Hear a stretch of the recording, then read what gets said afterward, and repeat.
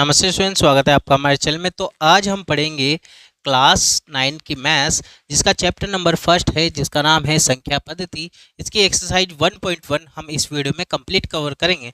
लेकिन वीडियो शुरू करने से पहले अगर आपने इस वीडियो की बेसिक जो वीडियो है इस चैप्टर की वो नहीं देखी है तो आई बटन पर मैंने उसको पिन कर दिया है, वहाँ से जाकर आप देख सकते हैं, या फिर प्लेलिस्ट में भी ये अवेलेबल है। और अगर आप नए हो चैनल पर तो वीडियो को लाइक कर देना और हमारे चैनल को भी सब्सक्राइब कर देना, ताकि आपको जो भी वीडियोस आने वाली है हमारी चैनल की तो वो आपको मिल सके। तो चलिए शुरू करते हैं। देखिए, हमारा क्वेश्चन नंबर फर्स्ट है जो कि दे रखा है, क्या एक शून्य एक परिमेय संख्या है, क्या इसे आप p बटा q के रूप में लिख सकते हैं, जहां p तथा q पूर्णांक है और q का मान 0 के बराबर नहीं होना चाहिए। तो हाँ लिख सकते हैं हम, तो लिख देंगे हाँ शून्य एक परिमेय संख्या है, परिमेय संख्या है। क्यों? रीजन जैसे कि 0/-1, 0/1, 0/5, 0/-6, इस तरह से लिख सकते हैं। देखिए यहाँ पर 0/-6 भी क्या होता है, 0 ही होता है, तो इसको हमने p बटा q के रूप में तो लिख दिया है। अब p बटा q के रूप में लिख दिया है, लेकिन यहाँ पर देखो p और q क्या है, पूर्णांक है, क्योंकि 0 भी क्या होता है, पूर्णांक होता है, और माइनस की संख्या और प्लस की संख्या ये दोनों संख्या भी क्या होती है, पूर्णांक होते हैं। तो देखो ये भी पूर्णांक है, ये भी पूर्णांक है, और देखो p ऊपर है और q का मान नीचे होता है, तो q का मान 0 के बराबर नहीं है, यही बोल रहा है हमें। तो देखो यहाँ पर सारी कंडीशन क्या हो गई, सेटिस्फाई हो गई है।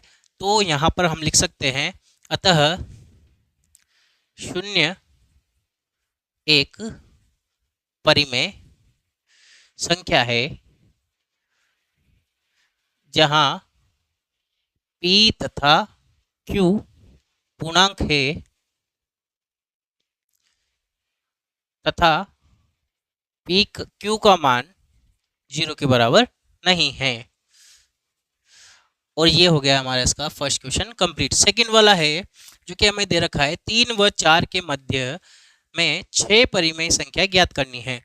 जब भी ये 6 संख्या के लिए बोल रहा है तो जितनी संख्या बोल रहा है उसमें क्या करेंगे, हम एक जोड़ देंगे। तो एक जोड़ो, क्या होगा, कितनी है 6, तो 6 में कितनी जोड़नी है, एक, तो कितनी होगी 7। यानी कि 7 से ही हमें क्या करना है, 3 को ऊपर और नीचे यानी कि अंश और हर में गुणा करना है। तो 3 को हम लिख सकते हैं 3/1, ठीक है। तो इसको भी 7 से गुणा करेंगे, 3 को, और 1 को भी 7 से। तो 3 सत्ते कितना होगा 21, और 7 एकम 7। 4 है तो 4 को हम लिख सकते हैं 4/1। तो इसको भी क्या 7 से ऊपर और 7 से नीचे गुणा कर देंगे। 4 सत्ते कितना होगा 28/7 एकम 7। अब जो हमारी 6 परिमेय संख्या है वो इन दोनों संख्याओं के बीच में ही आएगी। तो देखो 21 के बाद क्या आता है 22/7, फिर आएगा 23/7, फिर 24/7, फिर 25/7, और फिर 26/7 और 27/7। तो देखिए इन दोनों संख्याओं के बीच में है ना, 21 के बाद क्या होता है 22, और 28 के पहले कितना था 27, और ये टोटल कितनी है 6। हमसे 6 परिमेय संख्या के लिए पूछा था, निकालने के लिए बोला था, तो हमने निकाल दी है।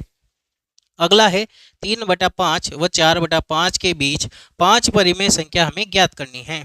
तो देखिए यहाँ पर भी वही, कितनी 5 ज्ञात करनी है, तो 5 में क्या कर देंगे हम, एक जोड़ देंगे और उसी से क्या कर देंगे, गुणा कर देंगे। तो 5 में एक जोड़ा कितने हो 6। तो देखिए 3/5 इंटू 6 इंटू 6, 3 छंग कितना होगा 18, और 5 छंग 30। पहली तो ये आ गई है। दूसरी संख्या 4/5, 4/5, इसको भी 6 से ऊपर गुणा करेंगे, 6 से नीचे, यानी कि अंश को भी 6 से और हर को भी 6 से गुणा करना है। 4 छंग 24 और 5 छंग 30, यानी कि 18/30 और 24/30 के बीच में हमें 5 संख्या लिखनी है। अब 18 के बाद क्या आता है 19/30, फिर 20/30, 21/30, 22/30 और 23/30, क्योंकि 24/30 ही आ गया है, और हमसे 5 संख्याएं बोली थी, हमने निकाल दी है पांचों की पांचों संख्याएं। फोर्थ का क्वेश्चन है, इसमें सत्य असत्य हमें बताना है और कारण भी बताना है इसका। तो देखो, प्रत्येक प्राकृत संख्या एक पूर्ण संख्या होती है। तो देखो, सबसे पहले तो हमें पता होना चाहिए कि प्राकृत संख्या क्या होती है। प्राकृत संख्या ये होती है, एक से स्टार्ट होती है, 1 2 3 4, कहाँ तक, अनंत तक होती है। और पूर्ण संख्या क्या होती है, पूर्ण संख्या ये होती है 0 से स्टार्ट, 0 1 2 3 4 5, कहाँ तक, अनंत तक होती है। तो ये बोल रहा है प्रत्येक प्राकृत संख्या, ये प्राकृत संख्या क्या पूर्ण संख्या में होती है क्या, बिल्कुल होती है। देखो, 0 को छोड़ करके सारी क्या है, प्राकृत संख्या है। तो आंसर क्या आ जाएगा हमारे इसका, हाँ, ठीक है। और रीजन क्या हो जाएगा, यही। तो यहाँ लिख देंगे प्रत्येक प्राकृत संख्या एक पूर्ण संख्या होती है। ठीक। सेकेंड वाला है, प्रत्येक पूर्णांक एक पूर्ण संख्या होती है। अब हमें पता है कि पूर्ण संख्या क्या होती है, पूर्ण संख्या जो कि 0 से लेकर के प्लस के अनंत तक होती है। और पूर्णांक क्या होते हैं, पूर्णांक होते हैं माइनस के अनंत से लेकर के प्लस के अनंत तक, यानी कि माइनस वाली संख्या भी आती है। अब देखो, पूर्ण संख्या में तो माइनस वाली संख्या नहीं आती है, इसलिए ये क्या हो जाएगा, असत्य, असत्य। ठीक है। अगला है हमारा थर्ड वाला, प्रत्येक परिमेय संख्या एक पूर्ण संख्या होती है। पूर्ण संख्या कौन सी होगी, ये। और परिमेय संख्या क्या होती है, p बटा q के रूप में, और उसमें माइनस में भी संख्या आ जाती है। ठीक है। तो ये देखो, पूर्ण संख्या में तो ऐसी कोई संख्या नहीं है, ना तो p बटा q के रूप में है, न ही माइनस के रूप में है। इस वजह से ये भी क्या हो जाएगा, असत्य हो जाएगा, असत्य। और इसी के साथ हमारी एक्सरसाइज 1.1 होती है कंप्लीट। आई होप आपको वीडियो अच्छी लगी होगी। अगर वीडियो अच्छी लगी हो तो वीडियो को लाइक कीजिए, चैनल को सब्सक्राइब कीजिए, और अगर चैनल पे नए हो तो लाल कलर का सब्सक्राइब बटन है, उसको प्रेस कर देना, बेल आइकन को भी प्रेस कर देना। और अगर आपको कोई भी वीडियो से रिलेटेड या कोई भी किसी भी प्रकार की एक्सरसाइज आपको चाहिए हो तो आप कमेंट बॉक्स में कमेंट कर देना, मैं ज़रूर कोशिश करूँगा आपको वो एक्सरसाइज पढ़ाने के लिए। तो थैंक यू, बाय बाय।